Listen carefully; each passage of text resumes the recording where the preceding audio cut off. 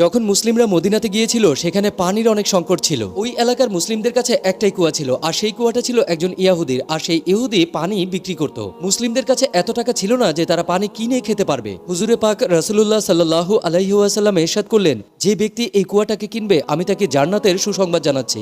হযরত ওসমান রাদিয়াল্লাহু তাআলা আনহু সেই ইহুদির কাছে গেলেন আর তাকে বললেন, এই কুয়া তুমি আমাকে দিয়ে দাও। কিন্তু সেই ইহুদি কিছুতেই মানছিল না। তখন হযরত ওসমান রাদিয়াল্লাহু তাআলা আনহু বললেন, ঠিক আছে, তুমি আমার কাছ থেকে কিছু টাকা নিয়ে নাও, কিন্তু শর্ত থাকবে একদিন কুয়ার পানি তোমার আর অন্যদিন কুয়ার পানি আমার। ওই ব্যক্তিটা 12,000 দিনার নিয়ে এই প্রস্তাবে রাজি হয়ে যায়। প্রত্যেক দ্বিতীয় দিন যখন হযরত ওসমান রাদিয়াল্লাহু তাআলা আনহু সময় আসতো তখন তিনি মুসলিমদেরকে ফ্রিতে পানি পান করাতেন আর তাদেরকে বলতেন পরের দিনের জন্য পানি সংগ্রহ করে নাও। এতে এমন হতে থাকলো যে ওই ইহুদির কাছে আর কেউ পানি কিনতে যেত না। শেষমেশ আরো 23,000 দিনার নিয়ে ওই ইহুদি হযরত ওসমান রাদিয়াল্লাহু তাআলা আনহুর কাছে ওই পানির কুয়াটা বিক্রি করে যান। তিনি এভাবেই মুসলিমদের বিনা স্বার্থে সাহায্য করেছিলেন। সুবহানাল্লাহ।